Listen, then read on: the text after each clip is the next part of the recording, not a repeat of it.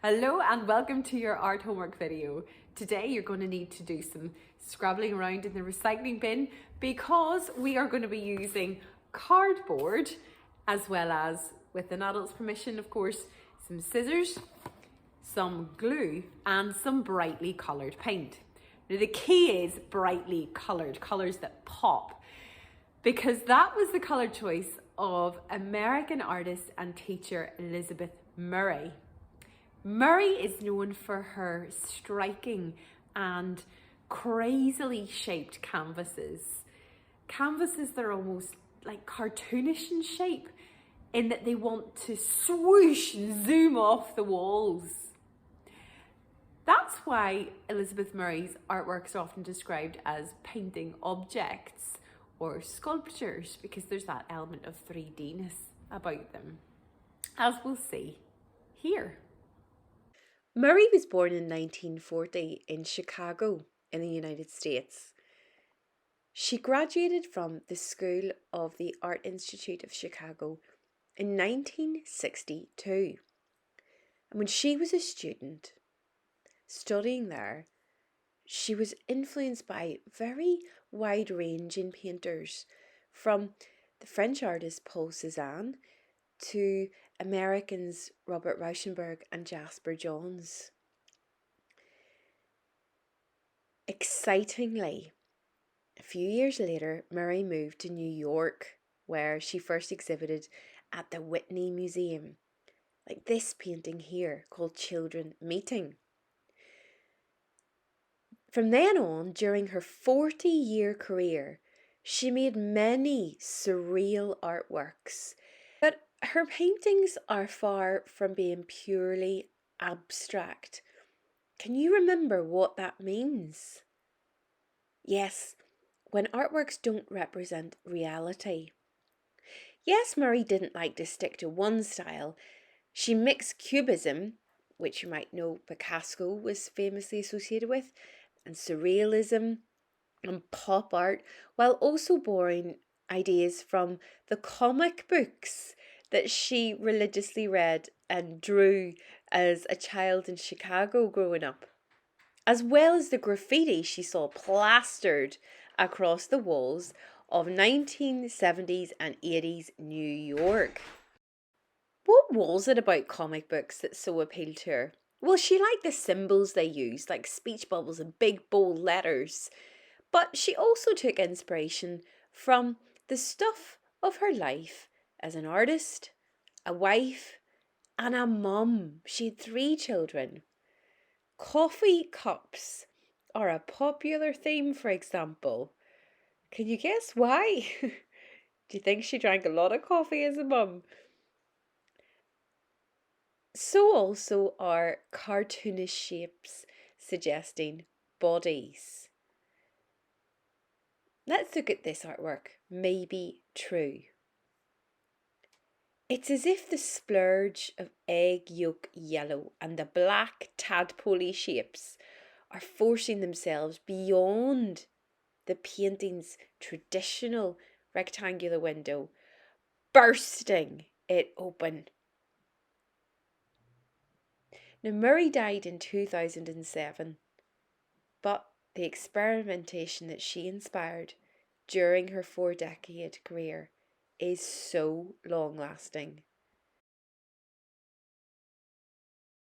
Now everyone, without further ado, it is time for your flat sculpture project.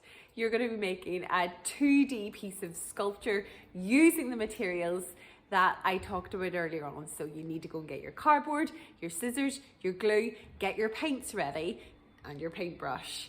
You are going to have a lot of fun with this one.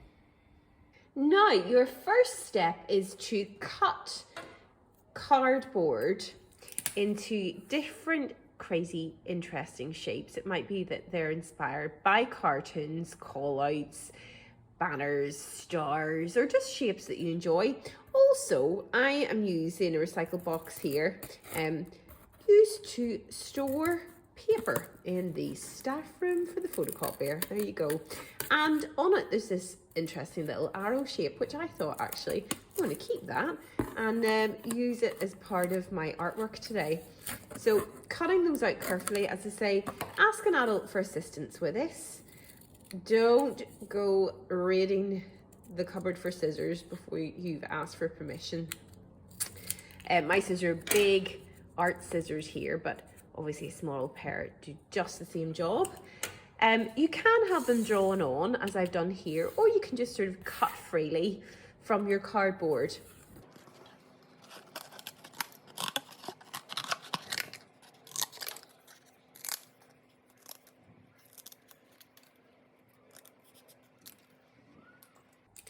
When you've got your shapes cut out, put them in one place so you've got them all together and so that you don't lose them. You'll also notice that as I'm cutting, I'm also turning the cardboard. Helps me get a better angle with the scissors, and I'm ensuring that I'm always moving my fingertips out of the way, because the last thing we want would be a fleshy finger artwork. No, thank you. With no injuries taken up to Guy's and St Thomas's this weekend, thank you. Now, what I noticed actually as I cut this was that the paper started to twist, and I like that 3D-ness, so I'm actually not going to twist it back into shape. When I stick it, I want to have that little lift, that bit of height, because that zooming and swishing and movement, that's what Elizabeth Murray was all about. So put that there. I'm going to work on cutting out a few more, and I'll see you when I've got them all done. So next, after you've got all your shapes cut out, what we do is we clear our workstation as we go along. So I'm going to move all my scraps and bits and bobs out of the way. I'm going to keep my little shapes I've cut out safely.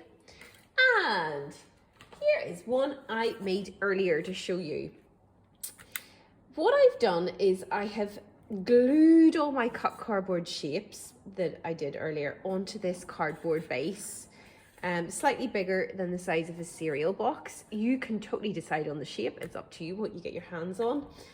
I've glued them on with some regular Pritt Stick glue, but if you wanted to use double-sided sticky tape, that is fine as well. I then painted the whole thing white first.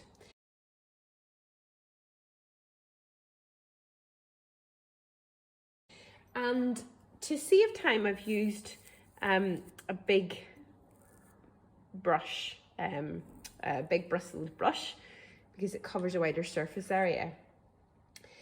And the next step is to start adding your pops of colour everywhere. The reason I painted it white is so that when I apply the colour, it's going to take better to the surface than if it was going on top of the brown cardboard, so it will be brighter because it's being painted on top of white. But you need to make sure that the paint is dry, and I've let this dry overnight. Now it's sort of, as you can see, bowed a little bit. It's the paper is sort of, or the cardboard is absorbed some of the moisture from the paint, but I'm not too worried about that. I like that, as I say, that movement, that slight 3D-ness about it. If you wanted to, you could flatten it down under a big pile of books, but I'm going to keep it just like that. One thing I forgot to mention is that I've got my trusty old Sharpie here. If you've got a black marker, the very end, that's going to be really funky to use for added detail, as you'll see. I've got my paint ready, prepped in my good old egg carton. It makes a fantastic paint palette, because on the other side you can see you can use this whole area to mix your colours, which I'm going to do.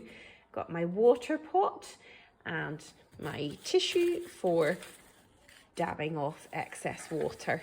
Ready to go. Next up, I'm going to add some colour. What I'd recommend is you limit yourself to maybe 4 or 5 different colours. Include your white in there, because that will allow you to lighten and colour mix. As you can see, I'm doing here with my red. And do spread the colours across your crazy shaped canvas. I'm thinking about colours that are going to complement each other. That's colours They're really quite different to each other. And although this is sped up, I am taking my time, especially with my Sharpie. That is where the fun comes in. Now, you don't have to use a Sharpie. You could use black acrylic paint, but I do quite like the finer line and the patterns that the Sharpie allows me to create. Of course, you need to make sure that your paint is dry before you start applying this. Can you see some of the little symbols coming out here? What do you think I might be trying to communicate in this artwork? Totally up for interpretation, but do have fun.